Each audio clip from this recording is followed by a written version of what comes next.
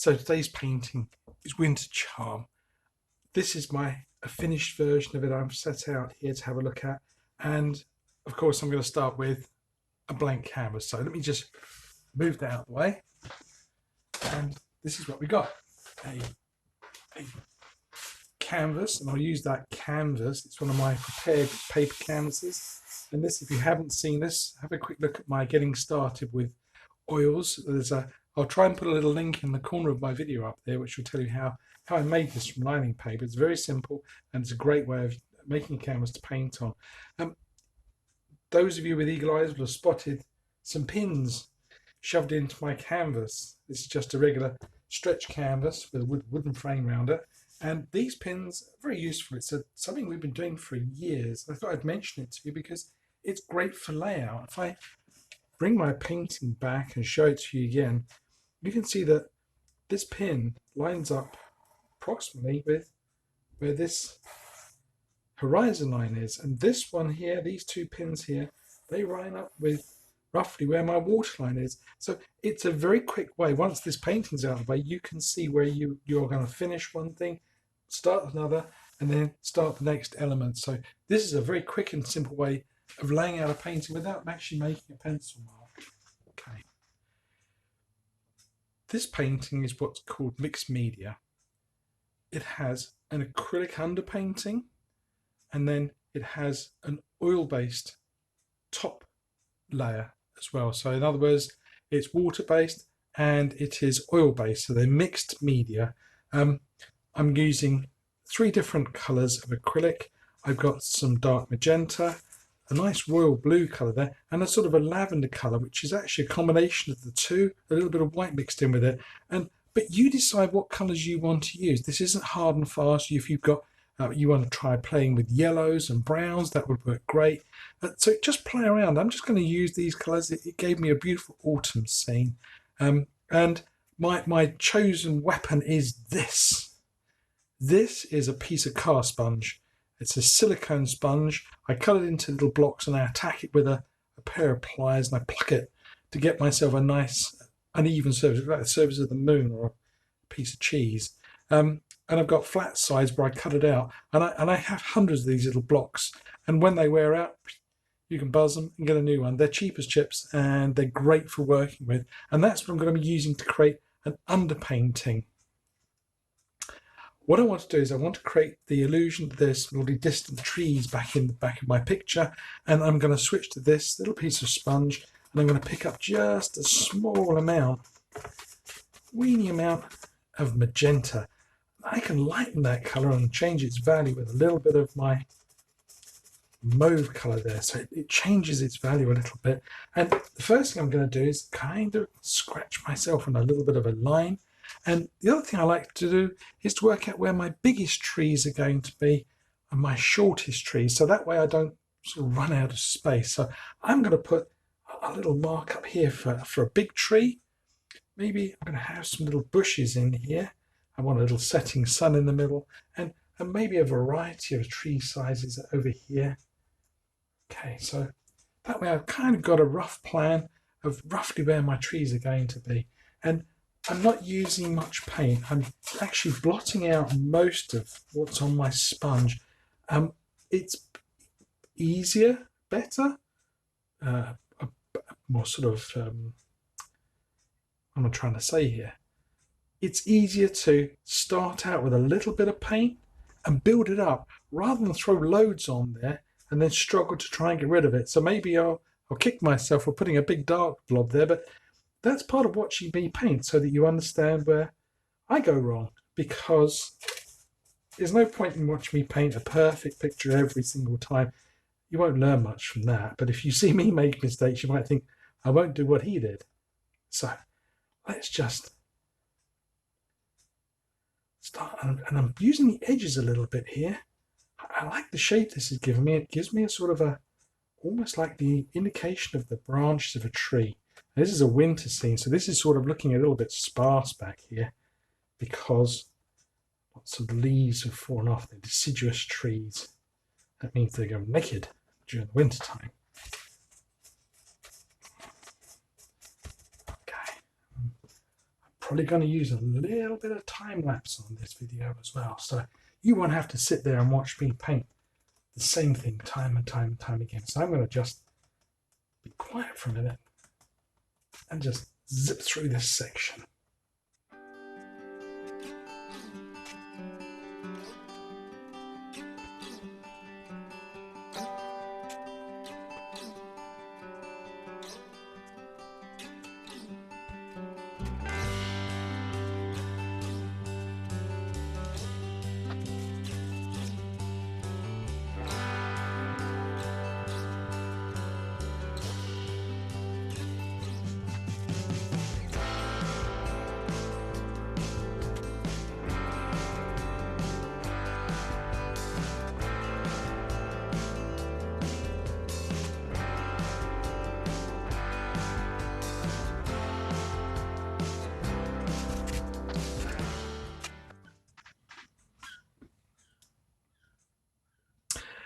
Okay, so as you could see, I made a little boo-boo there. I caught the edge of my sponge a little tiny bit. It put me some little dots of blue in my painting. I don't care about that. I'm going to put some leaves through here. They could be birds sitting in the tree. They could be almost anything in there. I could put some wings on them. You've got to learn to work with your mistakes. As a very famous artist once said, we don't make mistakes, we just have happy accidents. So I'm going to use my happy accidents and I'm going to put some branches over this. So I've gone with the sort of the pale background color on here. I'm going to play around and I'm going to add some more detail to this. I'm going to add maybe a darker color. I'm going to mix some blue with magenta here, and I'm going to actually get myself some bushes that are a little bit closer forwards again. So I've played around in the background, and I'm going to just get a little bit of blue, magenta, and go for a dark purpley color here. Not too much blue. Yeah, that's a dark purple. And I'm going to start working. And this is my next layer of bushes, which are a little closer to me. And again, I'm probably going to time lapse through this because you can play with this to your heart's content, but it doesn't make very good commentary. So I'm going to just work my way through this. I'm going to add another layer of detail into my painting.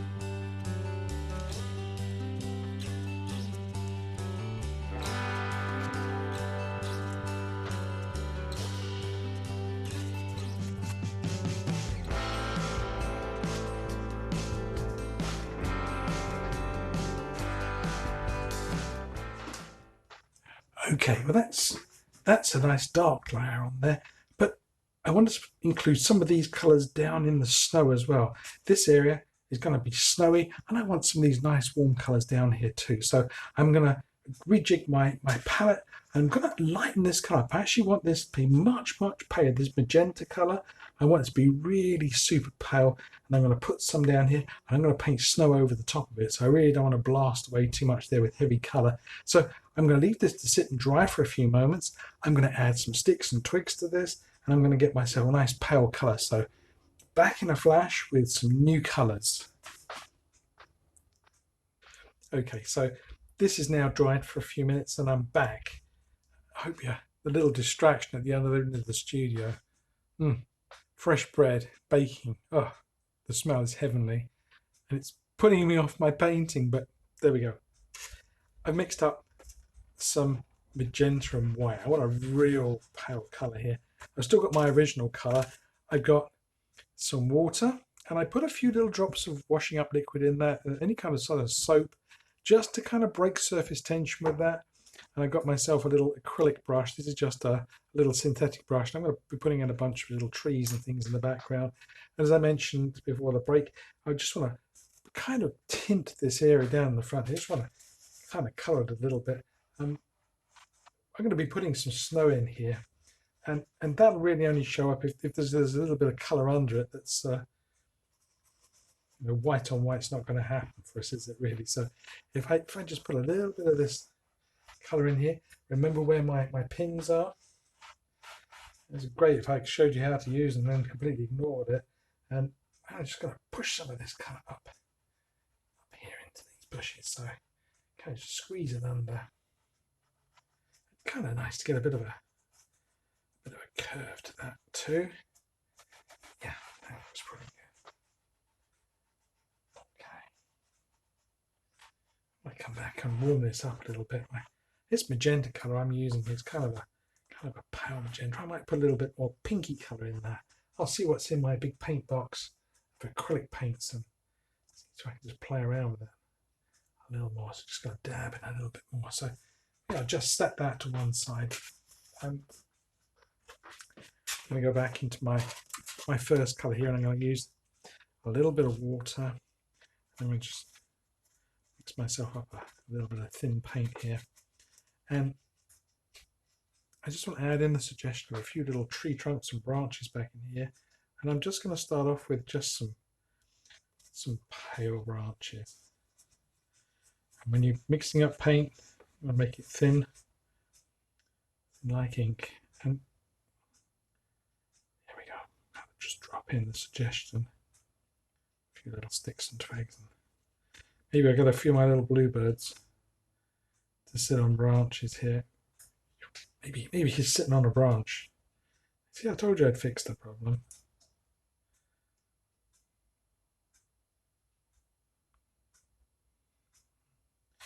Nothing to do here. Whenever I'm using a liner brush, I always encourage you to liner brushes. They can be very expensive, so use all of it. You know, don't just use half of it. I get right back down on my handle, and I wiggle. Move my hand to one side of it, so I kind of jiggle the brush. And when you kind of wiggle it, you kind of produce these nice little sort of dents and things in the brush stroke, so kind of looks quite natural. I'm just going to drop in a few of these across here, and I'm going to fill in a bunch of these pale ones, and then I'm going to come back and go in with some slightly dark ones. So these are all background trees, and we're going to be putting oil paint over this, as I mentioned, and we're going to be putting some titanium white over that. So some of these little trees are going to look really misty and way back in our painting. So that's the whole idea here. We're trying to create layers of interest, depth and distance in our painting. So this is the idea. We're starting pale and working forwards darker and darker. And I'm probably going to time lapse through a little bit of this so you can just see it. Maybe sped up a couple of times faster.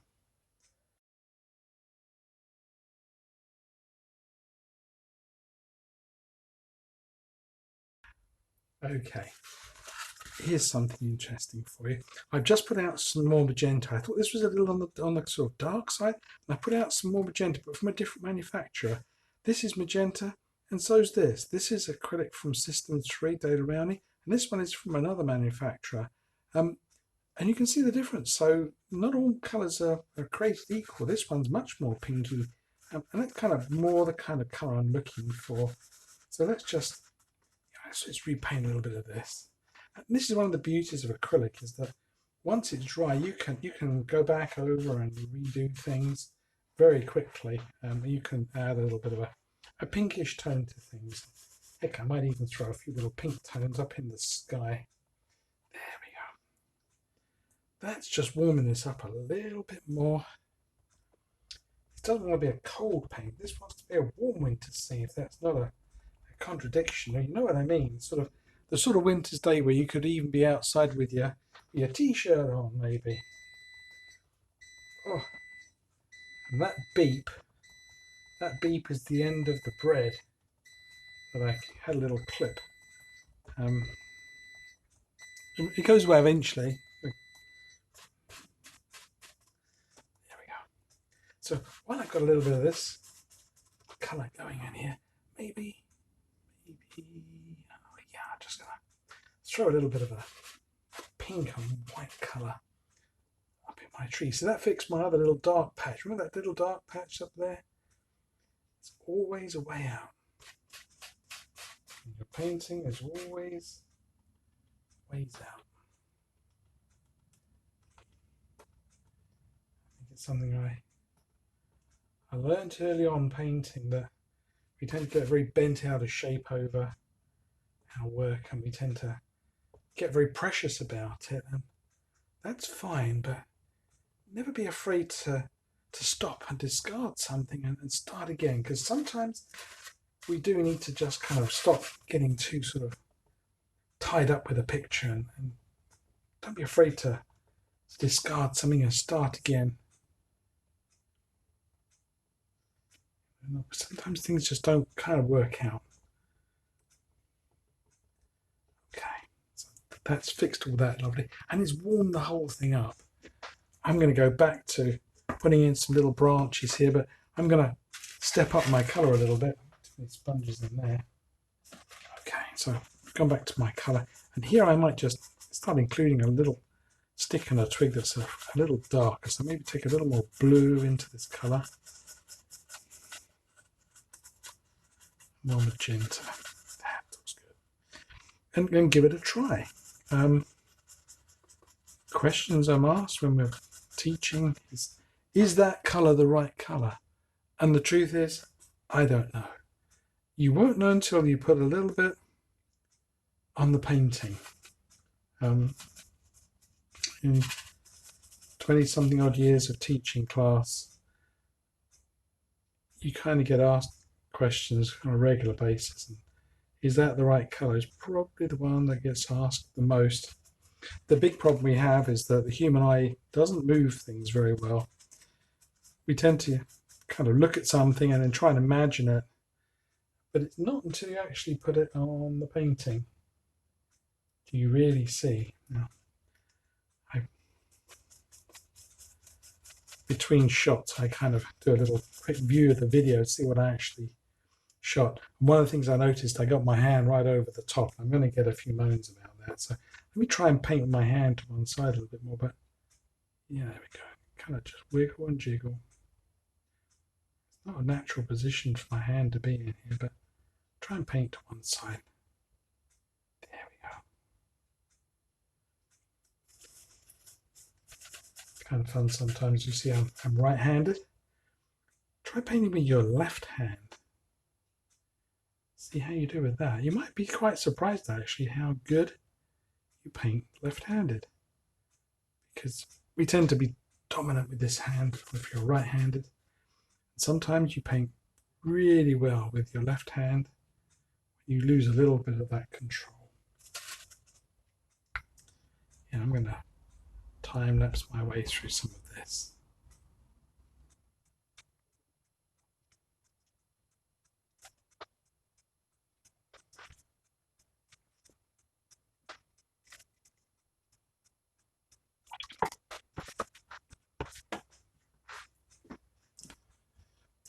Okay, so I think my underpainting at this stage is done. My little setting sun is going to live right in here somewhere, and I'm going to leave this to dry completely. And when I come back, the first thing I'm going to do is I'm going to use some linseed oil and a little bit of titanium white, and I'm going to just create a lovely misty effect in the background. Anyway, this is going to go for a bit of a dry, and later on I'll come back and I'll start working with this in oils. So put the kettle on, and that bread, oh.